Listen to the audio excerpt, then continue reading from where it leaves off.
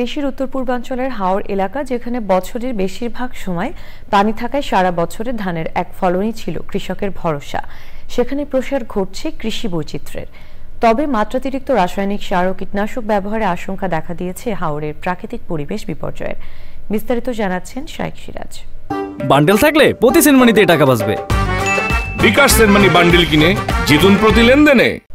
দিগন্ত বিস্তৃত এই অঞ্চল দেশের অন্যতম ভূপ্রকৃতির হাওর এলাকা। একসময় এই জনপদে চাষ হতো শতাধিক প্রজাতির দেশীয় ধান। দেশে প্রায় 20% ধানের চাহিদা মেটানো হতো এই অঞ্চল থেকে। কিন্তু জলবায়ু পরিবর্তন আর অপরিকল্পিত উন্নয়নে হাওরের প্রকৃতি আজ বিপর্যস্ত। আগে হাওর পানি এখানে আমরা যেখানে দাঁড়াইলাছি এখানে মাথার উপরে পানি হইতো। আমরা জাল দড়ি বাইতাম, মাছ বিক্রি করতাম, বা বিভিন্ন ধরনের আমার মতো অনেক আছে মাছ টাছ ব্যস্ত চলতে পারছে। এখন পানিও হয় না, বিভিন্ন সুইচ গেট হয়ে গেছি গা, বেরিবাদ হয়ে গেছি গা। অনেকের মতো বানিয়াচংয়ের কৃষক এনামুল হক ধানভিত্তিক কৃষি থেকে সরে এসে গড়ে তুলছেন বৈচিত্র্যময় সবজির খামার।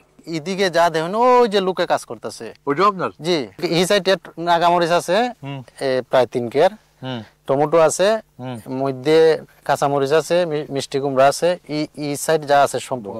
ধান করলে মনে করো লাভ হইতো আমরা 2000 বা 3000, আর সবজি চাষ করলে আমরা লাভ হইতাছে মনে করো লাখ টাকা হইতাছে, 50,000 হইতাছে। মানে 2 বছর পরে এলে তো আমি দেখবো যে ধান থাকবে না। তবে লাভজনক হলেও এর আছে পরিবেশগত ঝুঁকি। শাকসবজি করছেন, চাষবাস করতেছেন, ট্রাক্টর চালাচ্ছেন, ওদিকে অনেকে হাওরে পুকুর কাটতেছে, এটা প্রকৃতিটা নষ্ট হয়ে যাচ্ছে না? নষ্ট হয়ে গেলেও স্যার উপায় কি? আমরা তো একটা করে হাইতে হইব, আমরা তো বাঁচতে হইব। দেখতেছি যেটা লাভজনক এটা তো যাইতে হইব। হাওরের যে নিজস্ব গতি প্রকৃতি সেটাকে ব্যাহত হচ্ছে তাদের এই চাষ ব্যবস্থায়, কিন্তু জীবন ধারণ তো আগে। কৃষক বলছেন যে হাওরে প্রয়োজনে অপ্রয়োজনীয় যে সমস্ত বাঁধগুলো তৈরি হচ্ছে সেগুলোই এই বিপর্যয়ের প্রধান কারণ। তাদের বক্তব্য, সরকারের এই বিষয়ে সুনির্দিষ্ট নীতি পরিকল্পনা খুব দরকার। হবিগঞ্জের বালিয়াচংয়ের গাছগুড়ি থেকে শাইখ সিরাজ, চ্যানেল আই।